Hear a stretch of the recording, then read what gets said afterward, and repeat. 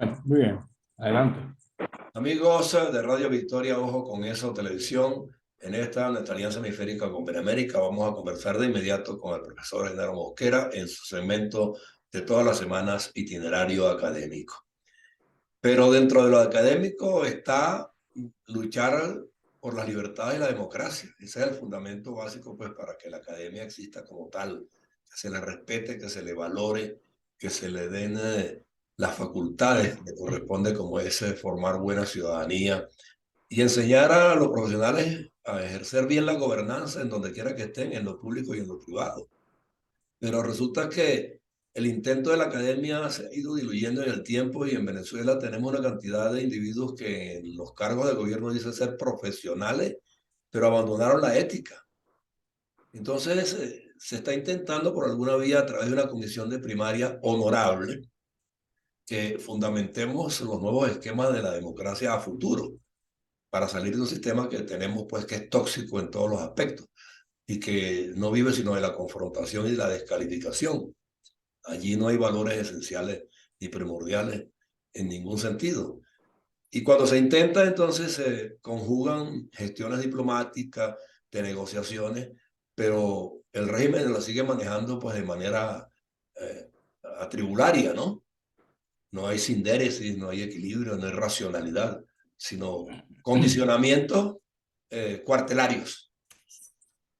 Entonces, o sea, ¿a dónde podemos llegar con la primaria? ¿Qué siente usted que va a pasar? Porque se está diseñando un esquema para escoger un candidato, para confrontarlo al candidato del sistema, o el llamado sistema que tenemos.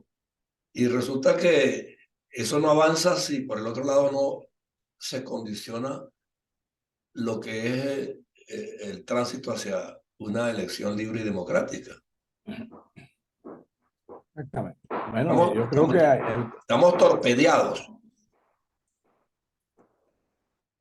yo creo que el comentario es absolutamente pertinente y que tiene que ver con todos los procesos democráticos en un país como este, ¿no? Empecemos por, como de costumbre, por la universidad, donde realmente tenemos un proceso electoral en marcha.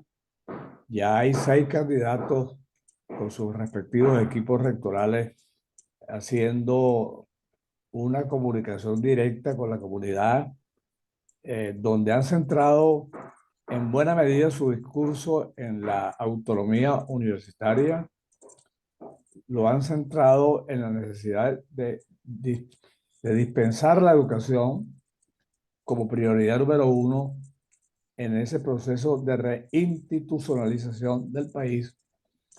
Han entendido que la dependencia con el gobierno siempre termina en un chantaje donde el mismo intenta imponer sus líneas de conducta para ideologizar al país, controlar la educación y formar cuadros que a futuro le permitan la supervivencia eterna, como es la copia del vecino antillano que tenemos por ahí al norte del país.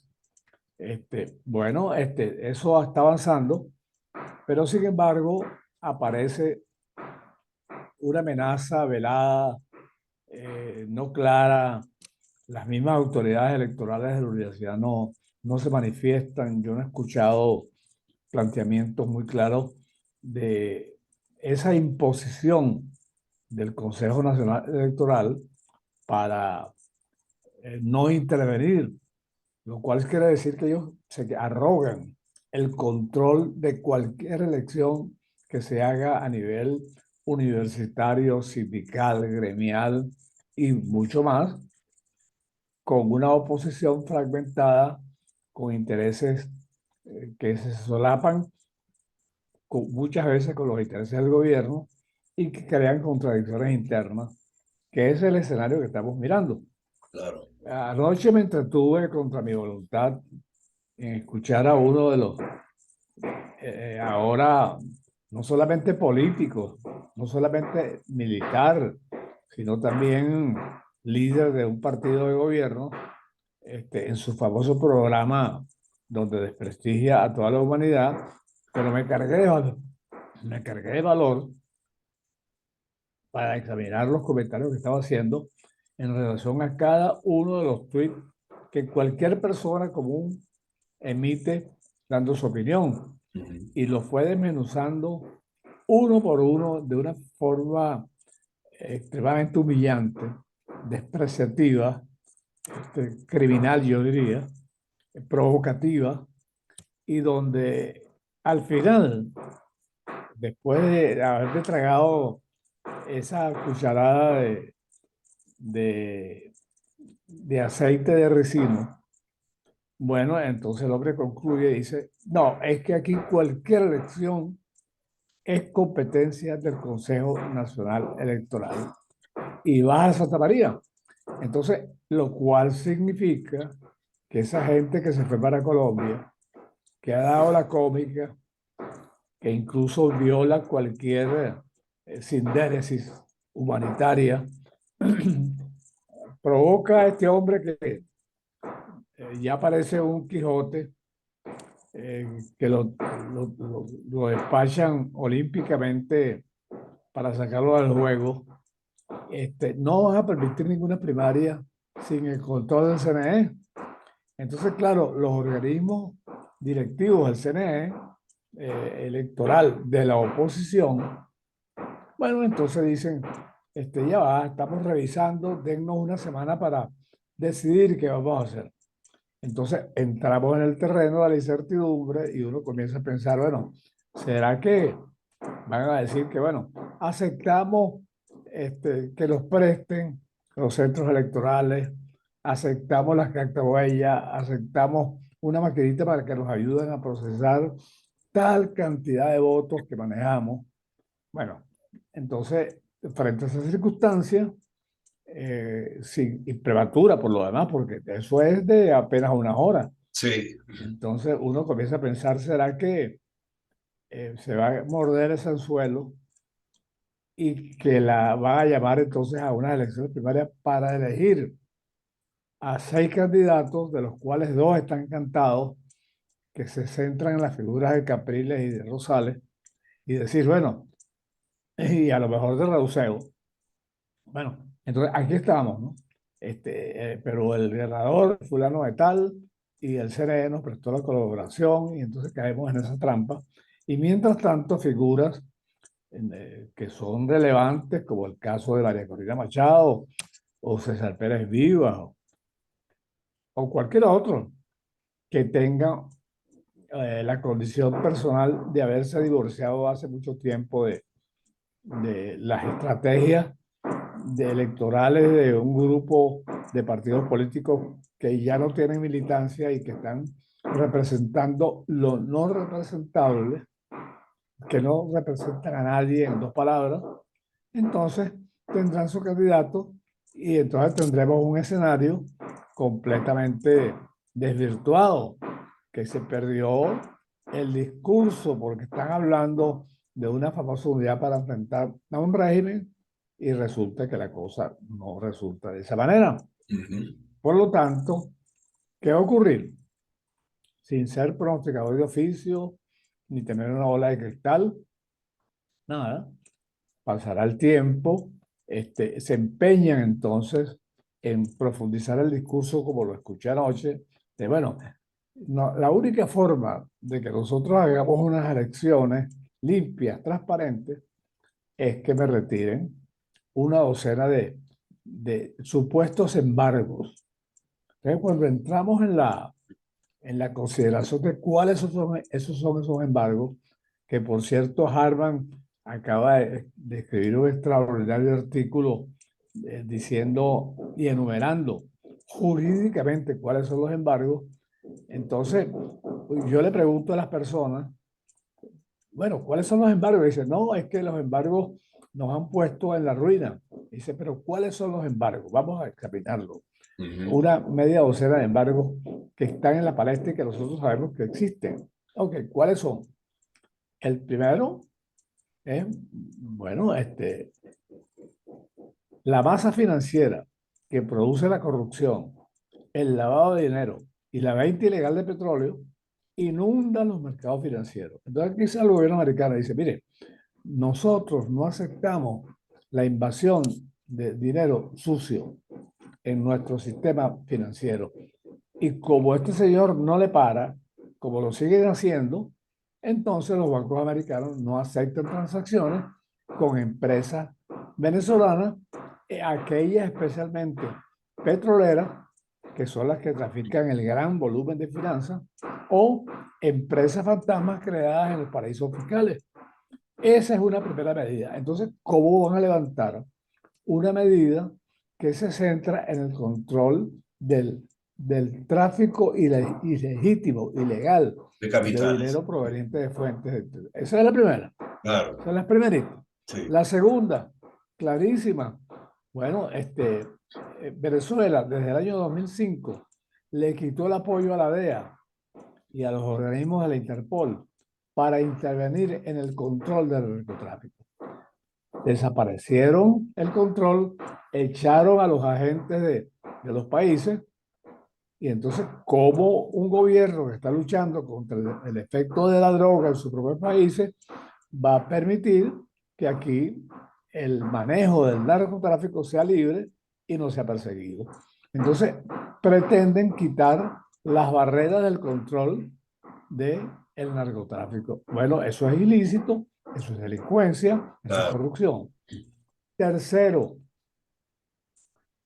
empiezan a transbordar petróleo, empiezan a invertir dinero en Cienfuegos, reconstruyen una refinería, mandan petróleo a Cienfuegos, lo refinan, lo meten en un barco, los barcos los pasan a barcos iraníes o barcos cubanos que antes tenían bandera venezolana y que se los cogieron, y entonces trafican el petróleo a unos precios de árabes transados en medio del mar. Sí, de mar abierto, ese dinero, negocio de mar abierto violando todas las normativas internacionales. Entonces, ese dinero inunda otra vez los mercados financieros. Entonces dicen, no señor, están sancionados los barcos iraníes y los barcos cubanos, los bancos con bandera colombiana, que no son panameñas, sino cubanas, y los rusos. Entonces, los bancos rusos reciben el dinero junto con los bancos iraníes y los bancos turcos, y sobre ese manejo de dinero comienzan a penetrar el sistema bursátil norteamericano y se dan cuenta. Dicen, no señor, ese dinero que se quede fuera. Y los ingleses, por su parte, custodios del oro, dicen, yo tengo aquí 3.500 millones de dólares en oro. No, señor, yo no voy a permitir que eso permita fondear un procedimiento financiero que está rodando a lo largo del país. Bueno, ya tenemos 4. ¿Cómo se va a suspender unas sanciones donde están involucrados más de una docena de países y que tienen además separación de poderes, y que cualquier acción tiene que ser consultada y tiene que ser discutida, debatida y tomada una decisión oficial y diplomática? Y como si fuera poco, entonces ante la reincidencia le tiran unos autos de detención a los altos jerarcas venezolanos, le ponen precio a su cabeza, y entonces ellos pretenden que le retiren las acciones, y a los que atrapan en esa movida y le montan juicio y lo ponen en la cárcel o lo someten a juicio, entonces pretenden que los capos mayores se los entreguen. No, dámelo, dame a Saab, porque ese tipo sabe mucho. Y entonces le dicen al sistema judicial norteamericano, devuélveme a Saab. Eso no es una decisión de Biden.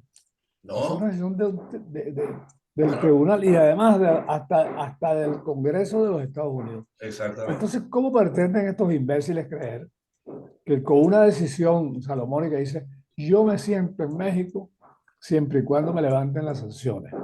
Bueno, pero ¿quién le va a levantar las sanciones criminales, delincuenciales a una partida de personas que están manejando un país y que por lo demás responden a una política internacional cuyas directrices las maneja Cuba y cuyo artífice tiene una varita mágica que se llama nada más ni nada menos que Lula da Silva, que ahora es el jefe del Foro de Sao Paulo y anda pregonando las bondades del socialismo por medio mundo. Por Sí. Dios, ese es un cuadro que no es un obstáculo, esa es una pared de hierro. Es una pared que nos crea obstáculos y cuál es la resultante para el sistema democrático que nosotros estamos buscando que se restablezca. Muy sencillo, no existe, No no hay existe, manera de no existe, no resolverlo, existe. no hay manera, no hay manera. Entonces, los venezolanos no queremos darnos cuenta de que ese es el verdadero discurso, pero cada vez que uno intenta escribirlo y pierde su tiempo o invierte su tiempo en reseñar una narrativa que sea capaz de ser comprendida por de los venezolanos, le meten el switch para llamarlo técnicamente el filtro a todas las páginas web, a todos los accesos, y entonces ese mensaje no le llega sino a 20 personas. Sí, Y entonces se crea una para ellos imponer su modalidad discursiva nada más. Sí. Bueno, entonces perdóname que yo haya hecho esta narrativa, No, pero pero es es que es que como yo necesario. veo el asunto, es necesario efectivamente para que la gente comprenda que estamos frente a un montón de atracadores y delincuentes que tenemos un escenario montado donde nosotros no tenemos chance. Y aún así, entonces pretenden hacer unas primarias bajo esas condiciones. La opción, bueno, la gente que es inteligente y que tiene honorabilidad, que tiene un perfil de candidatura, como es el caso de María Corina Machado, bueno, entonces ella que dice, bueno, vale, yo no voy a ir a eso, me enfrentaré a Maduro el año que viene si me dejan, pero yo voy a hacerle una consulta al mundo de mi validez, de mi derecho a ser representante de unas políticas de gobierno. Bueno, entonces en esta semana, antier, concretamente me hacen una entrevista a los Estados Unidos y yo digo, mira, nosotros, yo como experto en la academia, en sistemas de ciencias estadísticas, le digo, mire, ese tema se puede resolver así, con procedimientos y sistemas que existen en el mundo entero y donde nosotros podemos hacer una consulta en tiempo real y eso validaría el liderazgo de cualquiera de ellos, César Pérez Viva, María Carolina Machado, Antonio Ledesma, Humberto Carlos Verdi. Y bueno, y medimos, ¿y por qué no vamos a medir la odiosa presencia de Rosales o de Capriles o de cualquiera de esos personajes que pretenden continuar con lo mismo por otros 20 años? No, por Dios.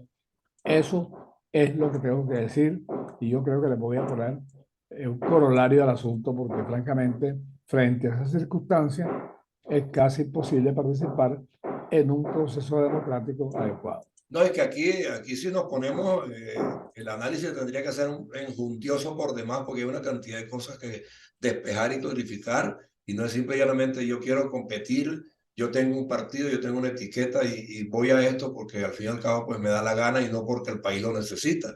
Yo creo que con líderes que estén en esa posición no estamos alcanzando ningún objetivo. Aquí no es cuestión de que yo, o sea, tengo un nombre, me conocen en algunas partes, saben quién soy yo porque tengo 20 años en la política, pero tú no has acumulado el background suficiente como para estar aspirando resolver una crisis de país que es tan profunda y que debe tener un equipo y tampoco lo muestras. Entonces yo creo que aquí lo que está planteado es que la comisión de primaria hoy, que supuestamente se va a pronunciar, nos clarifique si seguimos en esta comparsa o corregimos el rumbo. Exactamente. Eso es, simplemente. Mientras tanto, el liderazgo que sobrevive en Venezuela y ese liderazgo que está en medio mundo, preocupados porque tenemos líneas de conducta que permiten reconstruir el país. Pero eso es un ejercicio romántico que hasta no se ve a claridad en el cambio de un modelo político, no podemos instrumentar. Y Así es. Venezuela seguirá siendo un país arruinado que está con los indicadores económicos, sociales y políticos más altos del mundo, No, y que más estamos, altos del mundo. claro, estamos en una circunstancia política e histórica que no es para manejarse con romanticismo ni con ambiciones personales. Aquí tiene que haber mucha profundidad de equipo tiene que haber doctrina. Claro. O sea, ¿cómo vamos a contraponernos al tipo de ideología que nos está gobernando? Aquí hay que manejar una cantidad de cosas en mucha profundidad que no se están debatiendo. No se están debatiendo abiertamente. No es ir a la calle a buscar un voto, que me aplaudan, que me aclamen nada más. Es Mira, José Antonio, con cuál propuesta voy yo a generar el cambio. Con cuál propuesta doctrinaria. Con cuál equipo de mira, José gobierno. Antonio, anoche tuve oportunidad de asistir a un acto académico de lo más interesante. Fue un reconocimiento al doctor Raúl Leoni, como expresidente de la República de Venezuela. Tres intervenciones fueron claves porque uno de ellos expresó las bondades de vivir en democracia, incluso enfrentando la guerrilla de aquel entonces que fue derrotada. Sí, señor. Ahí es donde yo digo que se produjo el efecto de que era mejor para la izquierda extremista cambiar las armas por los votos, pero con sistemas que fueran manipulados en sus algoritmos fundamentales, cosa que lograron. No solamente lo lograron, lo hicieron por muchas veces y además lo exportaron a otros países que Así es. están sufriendo los beneficios de una acción burocrática correcta. Pero bueno, el tema es que los expositores expusieron las bondades de haber hecho obras y modernizar un país que estaba en una condición de ruralidad para aquel entonces. Solamente un ejemplo, la presa Raúl Leoni, que ahora se llama Simón Bolívar, bueno, le quitan el nombre a toda cosa cuando hay que vuela a esa época, pero demostraron que los indicadores económicos de aquel entonces eran tan extraordinarios que Venezuela estaba a la cabeza de los sistemas económicos mundiales. Y por contraparte, cuando se construyen, con la poca información estadística que existe en estos momentos, construyen la versión interna, desde ese momento entonces se dan cuenta de que Venezuela hizo un cambio brutal de un extremo a otro, un bien y un mal, un positivo o un negativo, un yin o un yang, y Sí. nos ubicamos en la cúspide de los países, Sí, salimos de los peores pueblitos. países, Sí, y salimos. raspados en todas las áreas de la economía, con todos los indicadores sociales, con todos los indicadores de corrupción, con todos los indicadores de pobreza. Bueno, eso es la realidad y eso es lo que estamos ahora viviendo con una población que ha sido ideologizada y que la ética la eliminaron, que la cultura la eliminaron, que no van a los colegios y entonces tenemos un problema agravado, que es un verdadero reto para un gobierno democrático diferente y que se va a enfrentar a cambiar radicalmente muchas cosas que fueron tergiversadas en función de una visión ideológica que francamente no solamente se dice socialista o comunista, sino que además se hizo partícipe de todos los elementos fundamentales de la mafia y de la corrupción mundial. Sin duda alguna. Bueno, de todos modos, vamos a estar pendientes porque hoy hay un pronunciamiento que yo quiero verlo para poderlo analizar en profundidad. Y yo creo que ya la semana que viene, pues, o antes de repente le llamo, pues, para que de alguna manera esbocemos ante la audiencia qué es lo que nos va a pasar de aquí en adelante, porque Por ahí veo al amigo amigo Azócar, Azócar y con muchos saludos, sí, que voy con él con inmediatamente, muchos saludos que ya está siempre, bueno, al pie del cañón. muchas gracias. Seguimos en el camino de Seguro esta que, situación, seguro que sí, pero vamos a salir, pero vamos a pero salir. vamos a salir, tenemos que seguir luchando. Bueno, No hay gracias. mal que aguante 100 años, hermano. Claro. Bien, amigos, entonces hemos Hasta luego. concluido con el profesor Genaro Mosquera su segmento itinerario académico y de inmediato vamos a conversar también con Héctor Azócar del Grupo Horizonte. Ya volvemos.